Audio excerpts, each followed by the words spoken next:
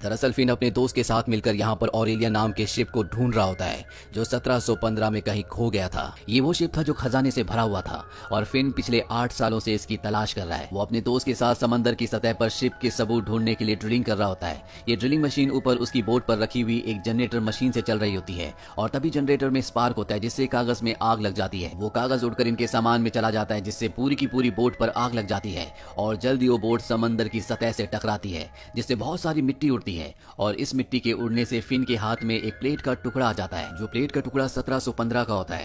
दरअसल रानी के दहेज में ये प्लेट उसे दी गई थी और इस प्लेट के टुकड़े को पाने से वो बहुत ज्यादा खुश हो जाता है। फिन अपने दोस्त के साथ पानी की सतह पर आ जाता है और ये दोनों देखते हैं कि वहां पर इनकी बोट नहीं है। दरअसल इन दोनों बेवकूफों को ये पता ही नहीं था कि जिस चीज के गिरने से रेत उठी थी प्लेट इनके हाथ में आ गई, वो इनकी बोटी थी जो अब पानी में डूब चुकी है। ये दोनों के दोनों अब समझ चुके हैं कि इनकी पानी में बोट डूब चुकी है और तभी यहाँ पर 2 लोग आते हैं जो फिन को गन पॉइंट पर अपने साथ अपने बॉस के पास दूसरे शिप में ले जाते हैं। ये एक गैंगस्टर है और इस गैंगस्टर ने फिन को बहुत पैसे दिए थे और अब इसे अपने पैसे चाहिए, लेकिन फिन के पास कोई भी पैसा नहीं बचा। उसके पास सिर्फ एक बोट थी जो अब डूब चुकी है। फिन उसे वो प्लेट का टुकड़ा दिखाता और बताता है कि ये प्लेट उस खजाने वाले शिप में थी जो आज से कई 100 साल पहले पानी में डूब गया था और अब मुझे पता है कि वो शिप उसी जगह पर आसपास होगा जहां पर मुझे ये प्लेट मिली थी। मैं उस शिप को ढूंढ सकता हूँ, इसमें मुझे तुम्हारी मदद चाहिए। गैंगस्टर को प्लेट का टुकड़ा दिखाता है। गैंगस्टर को लगता है कि ये कोई आम क्रॉकरी है, इसीलिए उसकी बातों पर विश्वास नहीं करता और अपने लोगों से कहता है कि इसे पानी में फेंक दो। गैंगस्टर के आदमी उसके पैर में जंजीरों के साथ भारी चीज बांधकर उसे पानी में फेंकने लगते हैं, लेकिन वो अपने आप को रोकने की कोशिश करता है और इसी आपाधापी में वो एक आदमी की गन निकाल लेता है, उसे पानी में फेंक देते हैं, लेकिन वो उनके शिप को पकड़ लेता है और उन दोनों को जख्मी कर देता है। पर बाद में वो खुद भी पानी के अंदर गिर जाता है।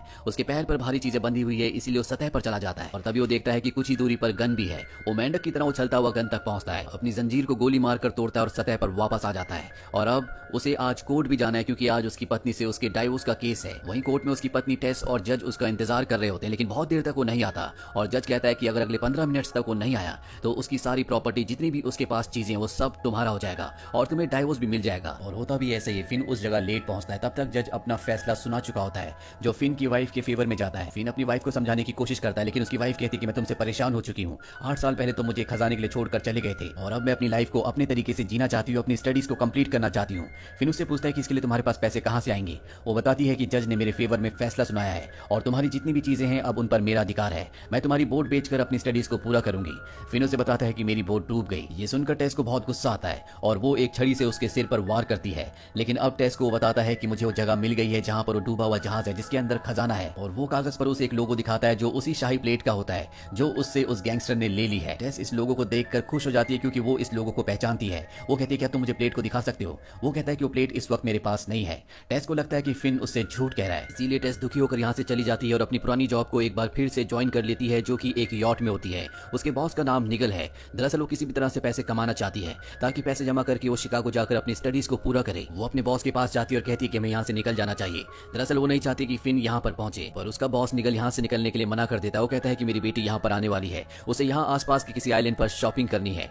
वही फिन को दिखाया जाता है जो बार में अपने उसी पुराने दोस्त से मिलता है जिसके साथ वो खजाना ढूंढ रहा था। उसका दोस्त उसे कहता है कि यहीं पास में एक यॉट है जिसके अंदर एक बहुत ही अमीर आदमी है जिसका नाम निगल है, वो तुम्हें तुम्हारे खजाने के लिए फंडिंग कर सकता है। फिन पूछता है लेकिन मैं उस तक पहुंचूंगा कैसे। वो बताता है कि उसकी बेटी एक चॉपर से यहाँ पर आने वाली है, अगर तुम्हें उस तक पहुंचना है तो तुम्हें उसकी बेटी से दोस्ती करनी पड़ेगी। और तभी ये देखते हैं कि चॉपर से कोई लड़की यॉट पर उतरती है। दरअसल ये निगल की बेटी है। निगल की बेटी इसके बाद अपनी बोट से आइलैंड की तरफ आने लगती है। फिन भी अपनी मोटर बोट से यॉट की तरफ जाने लगता है और तभी निगल की बेटी की हैट हवा में उड़ जाती है। फिन भी उस हैट को बचाने के लिए उस तरफ कूदता है, वो उसकी हैट को बचा लेता है, लेकिन तभी फिन की जो मोटर बोट होती है उसे निगल की बेटी की बोट टक्कर मार देती है। फिन पानी में गिर जाता है, लेकिन निगल की बेटी उसे पानी से ऊपर खींचकर अपनी बोट में ले आती है और फिन को यॉट में ले जाया जाता है जहां पर निगल पहली बार उससे मिलता है। उसकी बेटी कहती है कि इसने मेरी हैट बचाने की कोशिश की थी, ये बहुत ही अच्छा इंसान है। निगल फिन को रात को खाने के लिए डिनर के लिए इनवाइट करता है और रात को जब इस सब के सब डिनर टेबल पर होते हैं तो वहां पर टेस आती है जो फिन को देखकर चिल्ला उठती है और यहाँ पर निगल को पता चलता है कि ये दोनों पहले से एक दूसरे को जानते हैं। डिनर के बाद फिन उसे बताता है कि मैं और टेस पहले पति पत्नी थे लेकिन हमारा डाइवोर्स हो चुका है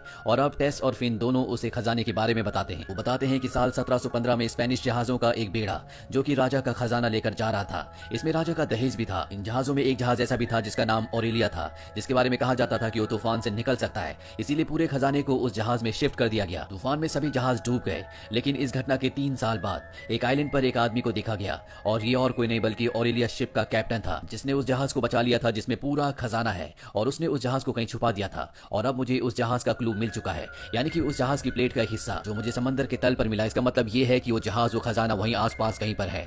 और ये पूरी कहानी सुनने के बाद निगल और उसकी बेटी उस खजाने को ढूंढने के लिए तैयार हो जाते हैं। लेकिन अगली सुबह फिन और टेस को पता चलता है कि गैंगस्टर ने उस पूरे आइलैंड को खरीद लिया है, जिस आइलैंड के पास समंदर के तल पर फिन को उस शाही प्लेट का टुकड़ा मिला था। टेस फिन पर गुस्सा हो जाती है और कहती है कि तुम्हें उसे उस खजाने के उस जहाज के बारे में नहीं बताना चाहिए था। अब हम खजाने को कैसे ढूंढेंगे?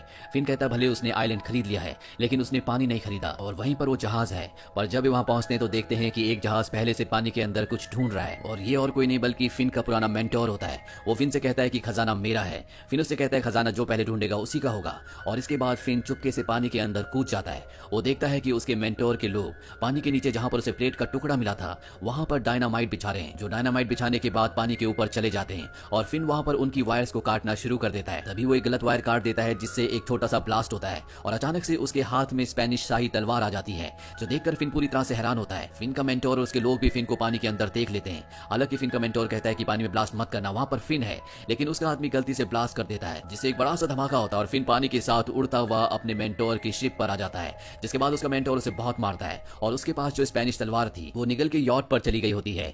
इसके बाद फिन को वापस निगल के यॉट पर भेज दिया जाता है। रात को फिन जब अपने कमरे में होता है तो कुछ सोच रहा होता है। वही टेस भी कुछ सोच रही होती है और वो फिन के कमरे में जाती है, लेकिन फिन वहां पर नहीं होता।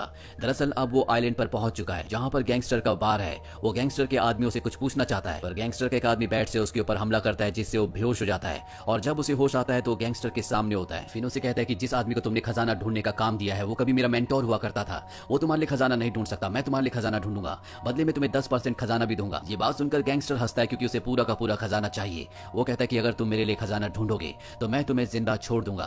और इसके बाद वो फिन को छोड़ देता है। फिन वापस यॉट में आ जाता है जहां पर वो टेस से मिलता है। टेस उससे पूछती है कि तुमने गैंगस्टर से कितने पैसे लिए हैं? वो कहता है कि मैंने उससे $60,000 लिए हैं और अगर मैंने उसे वापस नहीं लौटाए तो वो मुझे मार देगा।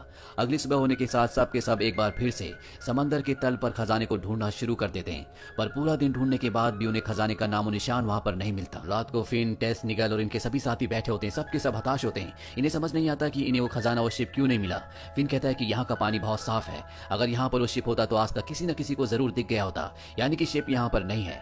तभी इनकी यॉट का कैप्टन आता है और कहता है कि तूफान आने वाला है, इसीलिए हमें यॉट को नॉर्थ बीच पर ले जाना होगा। ये कहकर वो वहां से चला जाता है। फिन उसकी बात सुनकर भागता हुआ उसके पीछे जाता है और उससे पूछता है कि तुम यॉट को नॉर्थ बीच पर ही क्यों ले जाना चाहते हो। कैप्टन उसे बताता है कि साइलेंट के आसपास नॉर्थ बीच ही एक ऐसा बीच है जहां पर चट्टाने नहीं है। और फिन समझ जाता है कि हो ना हो शिप के कैप्टन ने शिप को वहीं पर छुपाया है। और रात को जब वे वहां पर जाते हैं तो फिन और टेस पानी के अंदर गोता लगाते हैं और वो समंदर के नीचे उस शिप को ढूंढना शुरू कर देते हैं। और कुछ ही देर बाद इन्हें स्पेनिश शिप की तोपें वहां पर दिख जाती हैं और ये समझ जाते हैं कि ओलेरिया शिप के कैप्टन ने शिप को बचाने के लिए उसे इसी किनारे पर लाने की कोशिश की होगी, जो बाद में यहाँ पर डूब गया होगा। अब सुबह होने के बाद ये दोनों के दोनों बीच पर खुदाई करना शुरू कर देते हैं, जहाँ पर इन्हें शिप से जुड़ी हुई चीजें मिलती है जो कि बहुत पुरानी है, लेकिन इन्हें खजाने का नामो निशान इस जगह पर नहीं मिलता। जिसके बाद ये दोनों अनुमान लगाते हैं कि शिप के कैप्टन ने खजाने को यहीं कहीं आइलैंड में छुपा दिया होगा। और यहाँ आइलैंड पर एक बहुत पुरानी चर्च है।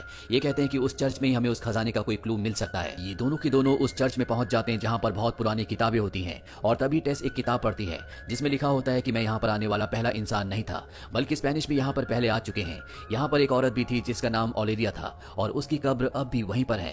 ये सुनकर ये दोनों के दोनों हैरान हो जाते हैं, क्योंकि ओलेरिया किसी औरत का नहीं बल्कि उस शिप का नाम था जिस शिप के अंदर खजाना था। ये दोनों अब कब्रिस्तान में जाते हैं जहाँ पर इन्हें ओलेरिया नाम की कब्र मिल जाती है। और जब ये उसे खोदते हैं तो उसके अंदर से एक ड्रम निकलता है जिसमें कुछ नोट्स होते हैं जो शिप के कैप्टन ने लिखे थे। और उसने लिखा होता है कि बहुत ढूंढने के बाद मुझे इस टापू पर खजाना छुपाने की जगह मिल गई, लेकिन उस खजाने को कोई भी ढूंढ नहीं सकता, क्योंकि जिस जगह मैंने खजाना छुपाया है वो एक डेथ ट्रैप है जिसमें पूरे साल पानी भरा रहता है। सिर्फ दिसंबर में 1 या 2 बार वहां पर इंसान जा सकता है। ये सब सुनने के बाद फिन समझ जाता है कि उसने खजाने को ब्लो होल में छुपाया है।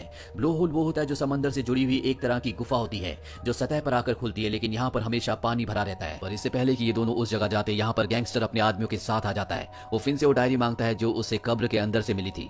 फिन डायरी उसकी तरफ फेंक कर मारता है और इसके बाद इनके बीच में हाथापाई होना शुरू हो जाती है। फिन और टेस किसी तरह से यहाँ से बाइक लेकर निकल जाते हैं। तभी टेस बाइक से गिर जाती है और जब फिन पीछे देखता है तो अचानक से उसकी बाइक एक पहाड़ी से नीचे गिर जाती है, जिससे एक ब्लास्ट होता है। टेस को लगता है कि फिन मारा गया और जोर से चिल्लाती है। यहाँ पर गैंगस्टर अपने आदमियों के साथ आ जाता है और ये टेस को पकड़ लेते हैं, जिसके बाद ये उसे ब्लो होल के पास ले जाते हैं, क्योंकि अब इन्हें भी पता चल चुका होता है कि खजाना कहाँ पर है। ये टेस के पेट पर रस्सी बांधते हैं और उसे ब्लो होल के नीचे भेजते हैं। टेस जब नीचे जाती है तो देखती है कि वहां पर पानी के अंदर एक सुरंग है। वो सुरंग के अंदर जाती है और नीचे तल पर उसे खजाना दिख जाता है। यहाँ पर स्पेनिश तोप भी होती है। वो अपने पेट से रस्सी खोलकर तोप के साथ बांध देती है और वहां पर खजाने के एक बॉक्स को पकड़ लेती है, क्योंकि उसे पता है कि पानी का प्रेशर बहुत जल्दी आने वाला है। और जैसे पानी का प्रेशर आता है उसके हाथ से खजाने का बॉक्स छूट जाता है, जिसकी वजह से उस बॉक्स के अंदर जो सोने के सिक्के सिक्के होते हैं वो पानी के प्रेशर के साथ फव्वारे की तरह ऊपर से बाहर गिर जाते हैं, जिसे देखकर गैंगस्टर के लोग समझ जाते हैं कि खजाना यहीं पानी के अंदर है और अब ये दोनों के दोनों पानी के अंदर गोता लगाते हैं। वहीं फिन को दिखाया जाता है जो अब भी जिंदा है और वो अपने मेंटोर से खजाना ढूंढने में उसकी मदद मांगता है।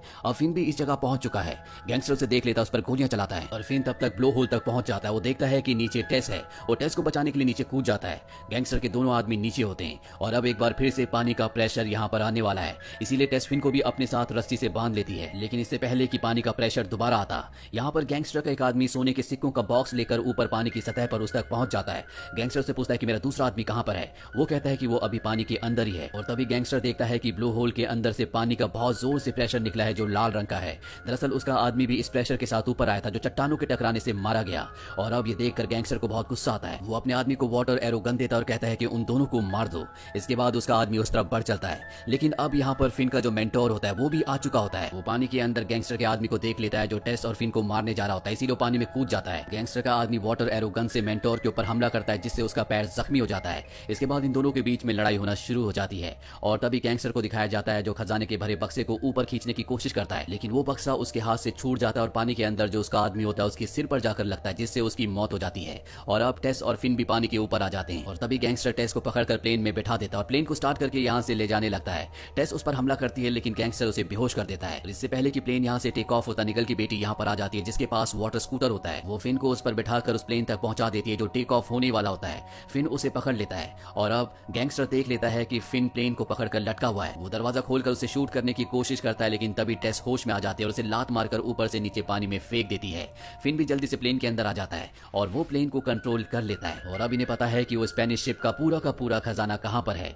लेकिन फिन को लैंड करना नहीं आता, इसीलिए इनका प्लेन क्रैश हो जाता है, लेकिन ये दोनों बच जाते हैं। और इसके बाद फिन टेस को एक बार फिर से शादी के लिए प्रपोज करता है, यानी कि ये दोनों एक बार फिर से रिलेशनशिप में आ चुके हैं।